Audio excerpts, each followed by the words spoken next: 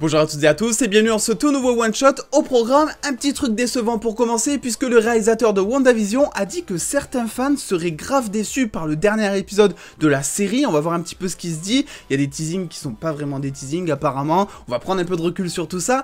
On partira ensuite du côté de la Snyder Cut. Une grosse bonne nouvelle est tombée. Ça sortira en même temps en France que dans les autres pays. Et on va essayer de faire un peu nos probabilités dans cette vidéo. Où est-ce que ça pourrait sortir d'après moi en France sur une plateforme de streaming, en VOD, en Blu-ray, bref, on va voir tout ça. Et ensuite, on partira forcément du côté de Superman and Lois, puisque la série a été renouvelée déjà pour une saison 2, alors qu'il y a un seul épisode qui a été diffusé. C'est totalement ouf. Il faut un carton pas possible aux États-Unis. Bref, installez-vous confortablement, mesdames et messieurs les dos, pour ce tout nouveau one-shot. C'est parti!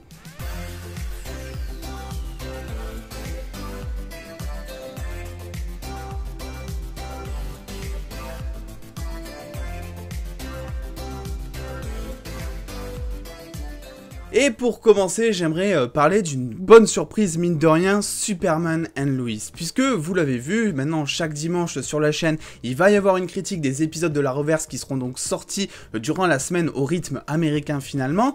Et j'ai grave apprécié ce premier épisode, un énorme coup de frais. Je pense que même ceux qui détestent la Reverse parce que ça peut sembler cheap ou parce que tout simplement c'est pas bien ficelé, parce que c'est pas une énorme série avec des gros dialogues, tout ça, je pense que Superman and Lois peut être la série qui va donner un coup de frais à la Reverse et qui peut, voilà, si elle continue comme ça, continuer un petit peu de faire progresser la Reverse dans le bon sens. Et ça va continuer encore plus longtemps puisque on a appris officiellement que ça y est, la série était déjà renouvelée pour une saison 2. Alors ça a été annoncé officiellement sur Twitter, mais on a aussi quelques articles, voilà, qui traînent par-ci par-là. Ici, donc, ça a été rapporté par Deadline, qui nous dit que effectivement, comme je vous l'ai dit, la série a déjà été renouvelée pour une saison 2 suite à un carton d'audience du premier épisode, parce qu'au moment où ça a été renouvelé, il n'y a eu qu'un seul épisode de diffusé. Là, il y en a deux au moment où je parle, mais voilà. Donc, qu'est-ce qu'il faut savoir, c'est que quand même, le premier épisode de Superman and Lois a fait 1,8 million de téléspectateurs, ce qui est un énorme carton pour la CW. Alors, ça dépend des sources, parce qu'il y en a qui nous disent que c'est le plus gros lancement de premier épisode, donc le plus gros lancement d'une nouvelle série depuis janvier 2019, et il y en a d'autres qui nous disent que c'est un énorme lancement, mais que c'est juste après la nouvelle série, donc le reboot de Walker. Dans tous les cas, ce qu'il faut comprendre, c'est que c'est un énorme carton et c'est entièrement mérité. Je me suis exprimé hier par rapport à ça sur Twitter, si vous me suivez, vous le savez. C'est que ce premier épisode nous a fourni un niveau que l'on a, je pense, jamais vu dans la Reverse, franchement, en termes de plan, en termes de mise en scène, en termes de dialogue, même si bon, par rapport à ça, c'est pas toujours OP, on va dire, mais c'est vrai que par rapport à ça, il y a eu quand même un énorme step-up de la part d'une série de la Reverse là-dessus. Ça fait extrêmement plaisir. C'est un Superman que je détestais de base quand il apparaissait dans Supergirl, et c'est assez fou de voir qu'en un seul épisode, j'ai totalement été convaincu par son Superman, mais aussi, parce que ça on l'oublie, par son Clark Kent qui est vraiment peut-être plus important que Superman dans cette série justement. Donc j'ai hâte de voir un petit peu où est-ce que ça va nous mener. Alors de mémoire, on est sur une saison 1, je crois, qui va durer 12 épisodes, puisqu'ils ont déjà rajouté 2 épisodes à ce qui était prévu de base, donc je crois qu'on sera sur 12 épisodes de mémoire, à vérifier, mais je crois que c'est ça. Mais voilà, honnêtement, c'est vrai que ça fait plaisir cette nouvelle, et j'ai hâte de voir un petit peu la suite de ce qui va devenir par la suite. Et j'en profite aussi pour vous dire, parce qu'on me pose tout le temps la question, on a créé un Discord, vous êtes d'ailleurs déjà plus de 600 à l'heure actuelle, c'est n'importe quoi, où vous pourrez retrouver sur ce Discord des liens afin de pouvoir regarder correctement les séries de la Reverse au rythme de diffusion américain. Donc je vous invite à aller là-bas et à checker un petit peu le channel qui s'y trouve afin de voir un petit peu les liens, tout ça. Comme ça vous pourrez suivre tout simplement la Reverse en diffusion américaine en temps et en heure, et suivre un petit peu les critiques qui aura lieu donc sur la chaîne chaque dimanche pour se faire un maximum de kiff, mine de rien. Autre chose qui fait vraiment plaisir, hier soir, c'est une nouvelle on n'avait pas vu venir cette nouvelle, tout simplement parce que DC Comics avait déjà annoncé officiellement que la Snyder Cut Justice League sortirait officiellement le 22 avril en France. À cela, il y a eu un débat qui s'est ouvert, puisque finalement, il y avait la team de ceux qui étaient contents, comme moi, que ça sorte tout simplement en France, parce que pour l'instant, on n'était même pas sûr que ça sorte en France. Et il y avait la team aussi qui se disait que finalement, ils n'étaient pas contents, parce que ça sortait plus de 1 mois et demi après la sortie US, qui sort donc le 18 18 mars si je me trompe pas. Et aujourd'hui, les choses changent puisque DC Comics a officiellement annoncé que la Justice League Snyder Cut sortirait officiellement le même jour que la sortie internationale, soit le 18 mars, c'est-à-dire que le 18 mars, vous pourrez retrouver la Snyder Cut Justice League en film qui durera 4 heures, donc ce sera un film de 4 heures et non pas un film découpé en mini-épisodes comme ça avait été officialisé avant, on va dire. Là ça sera vraiment un gros film de 4 heures qui sera donc diffusé le 18 mars et qui sera donc disponible en version originale sous-titrée et aussi en version française. Ça se fait extrêmement plaisir. On ne sait juste pas comment et où ça va être diffusé. DC Comics nous promettant, vous le voyez juste en dessous, qui nous annonceront très prochainement où est-ce qu'on pourra voir le film tout simplement. Alors à cela, il y a plusieurs théories. Est-ce que ça va sortir sur Apple TV? Est-ce que ça va sortir sur Netflix? Est-ce que ça va sortir directement en Blu-ray et pas en version digitale, tout ça? Déjà, de mon côté, je pense qu'on peut exclure totalement le Blu-ray parce que c'est quelque chose qui est un petit peu moins grand public, on va dire, ce qui veut dire que c'est un film qui toucherait un petit peu moins de personnes officiellement. Et aussi, cette ligne qu'ils ont marquée, on vous annoncera très prochainement où vous pourrez voir le film. Ça me fait penser un petit peu que si effectivement il y avait juste une sortie Blu-ray qui était donc possible dès le 18 mars, ils auraient marqué, on vous annoncera très prochainement comment vous pourrez voir le film. Là, ils ont vraiment marqué où, comme s'il s'agirait un petit peu d'un lieu de rendez-vous sur lequel tomber pour justement visionner la Snyder Cut Justice League en digital. Donc moi, je reste convaincu que ça va être du digital. La question après, ça va être comment, du coup, cette fois, parce que est-ce que ça va être diffusé sur Netflix, Apple TV, directement en achat digital?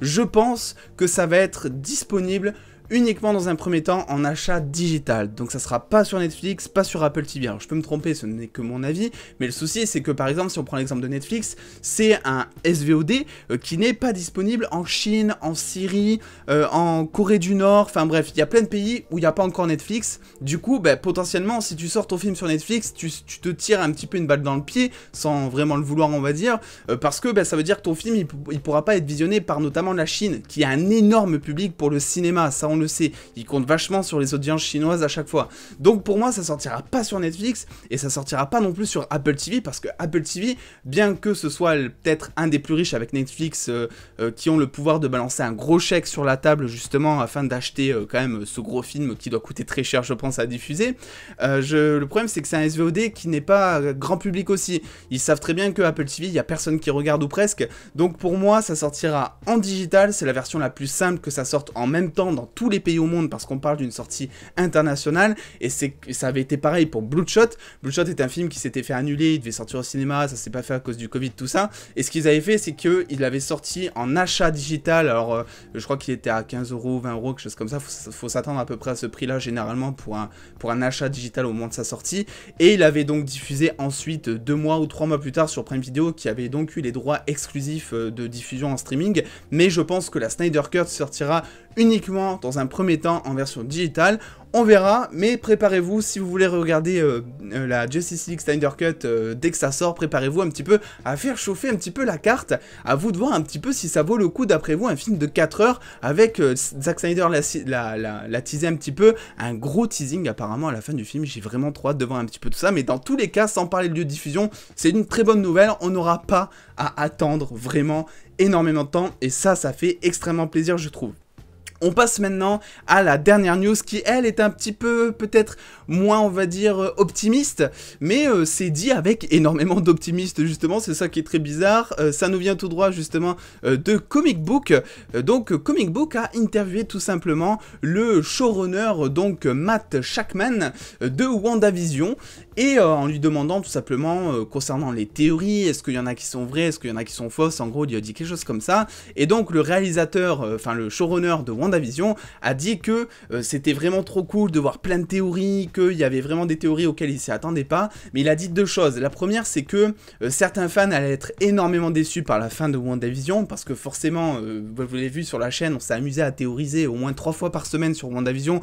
J'imagine qu'il n'y a même pas un tiers peut-être des théories qui sont vraies. On aura la réponse. Alors il y a des choses qui ont été confirmées depuis, mais en termes vraiment de but de série, de là où on veut aller, eh ben il y a des choses qui ont été dites, notamment aussi Teyonah Parris qui a teasé, qui a déclaré en interview qu'elle avait hâte que les fans découvrent qui est ce fameux contact, vous savez, aérospatial, ingénieur, tout ça, que l'on devait soi-disant découvrir durant l'épisode 7 et que l'on n'a pas découvert comme on voulait parce qu'on s'attendait à un énorme reveal. Et là, il nous a bien dit que cette théorie autour de l'ingénieur spatial, par exemple, il a pris cet exemple précis, que c'était vraiment une des théories qui avait le plus fait de buzz pour rien. Donc c'est un petit peu mauvais signe par rapport à cette théorie, ça voudrait dire déjà qu'il n'y a pas vraiment autre chose que l'on a vu dessous, qu'il s'agirait bel et bien juste d'un petit militaire, quelque chose comme ça, et pas vraiment d'un énorme reveal, d'un Skrull, d'un personnage, comme on avait pu théoriser vachement dessus. Mais voilà, tout ça c'est par rapport au fait que, en fait, WandaVision, le plus gros point noir selon moi de la série, c'est sa communication et son marketing. Alors on a quand même Brandon Davis qui a, parce qu'il y a plusieurs fans qui sont d'accord avec moi pour dire que, effectivement, la théorie sur l'ingénieur, tout ça, on n'y avait pas trop accordé d'importance jusqu'au moment où Teyonah Parris avait déclaré en interview finalement que elle avait hâte que les fans découvrent qui c'était vraiment.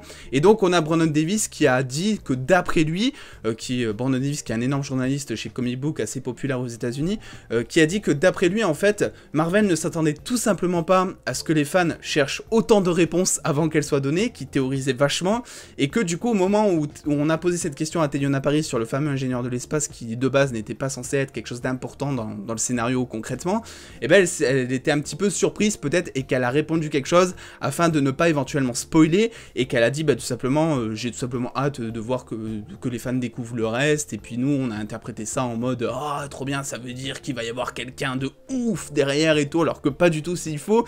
On a aussi plusieurs choses, un Paul Bettany qui a teasé notamment qu'il y aurait pas un énorme acteur, mais qu'en fin de série, il y aurait un acteur qui apparaîtrait donc sur le plateau de tournage que l'on verrait, et que c'est un acteur avec qui il a toujours rêvé de jouer tout simplement. Et là, on commence à se demander s'il s'agit tout simplement pas de Paul Bettany, en fait, que Paul Bettany aurait parlé de lui à la troisième personne pour teaser justement, on va dire, quelque chose qui se passe à la fin de WandaVision, je veux pas spoiler, pour ceux qui n'ont pas encore vu, mais voilà, il y a des gros teasings qui ont été faits, et en fait, j'ai l'impression qu'ils ont essayé de survendre la série, comme par exemple Elizabeth Olsen qui avait dit au commencement de la série qu'à la fin de WandaVision, il y aura un caméo du style saison 2 de fin de The Mandalorian. Alors quand on nous dit ça quand on nous dit ça vraiment, alors je vais pas spoiler, mais le caméo qui est à la fin de The Mandalorian saison 2, c'est quelque chose de insane, on va dire, pour les fans de Star Wars. Donc nous, on s'attend derrière, quand elle dit ça, à ce qu'il y ait quelque chose d'insane aussi. Pour l'instant, le caméo, on a une petite idée de qui ça pourrait être. Il est déjà passé dans WandaVision du coup, mais c'est vrai que pour l'instant, il y a des choses il y a de la publicité mensongère quelque part, on va dire, donc on peut être forcément déçu par rapport à ça. Dans tous les cas, tout ça, c'est à prendre avec des pincettes, parce que il a très bien pu dire finalement, concernant, donc je parle du réalisateur du showrunner de WandaVision, il a très bien pu dire finalement que, je sais pas, oui, cette théorie elle est fausse, enfin il a laissé penser en tout cas que cette théorie autour de l'ingénieur, il n'y avait pas matière d'en parler plus que ça. S'il faut, il est en train de nous mettre sur une mauvaise piste. Encore une fois, je dis juste ce qui est rapporté dans l'interview, mais il ne faut pas encore croire à 100% tout ce que disent les acteurs. On l'a vu avec Tom Holland qui ne connaît rien du script concernant Spider-Man 3, voilà, il y a plein de choses qui ne sont pas dites pour garder des secrets, et c'est tant mieux, j'ai envie de dire, parce que ça nous garde des surprises, même si WandaVision, durant ces 8 épisodes à l'heure où je tourne cette vidéo, il y a des surprises, ils sont passés un petit peu à côté, même s'il y en a eu quand même, mais nous teaser des caméos, nous teaser des acteurs qui sont pas encore apparus, des choses comme ça, pour au final être déçus, c'est pas totalement cool, je trouve. On verra, j'espère qu'il y aura quand même quelque chose à ce niveau-là pour vraiment enlever cette petite déception de ce côté de ma part. Bref, dans tous les cas, je vous invite à faire un petit peu vos théories en commentaire, à me dire tout simplement si d'après vous, il y a bel et bien quelqu'un, un nouveau personnage, un nouvel acteur qui va se montrer à la fin de WandaVision. Est-ce que pour vous c'est que du bullshit, ou est-ce que au contraire il y a vraiment quelque chose qui est en train de se préparer avec un personnage qui arriverait? N'oubliez pas, on se retrouve déjà sur les réseaux sociaux pour avoir beaucoup plus de news en exclusivité en avance, mais aussi, vous l'avez vu, je vous ai mis une belle image là sur le Discord, on est déjà plus de 600, c'est un truc de fou, merci à vous. Je vais essayer de faire venir de plus en plus de monde possible pour que tout le monde puisse un petit peu trouver les liens et les moyens disponibles pour tout simplement regarder la reverse, mais aussi pour parler entre nous du MCU, de DC, bref, on parle de plein de choses, on parle de tout ce qui est possible de parler. Et en attendant les dos, prenez soin de vous, faites-vous bien kiffer, des bisous les dos.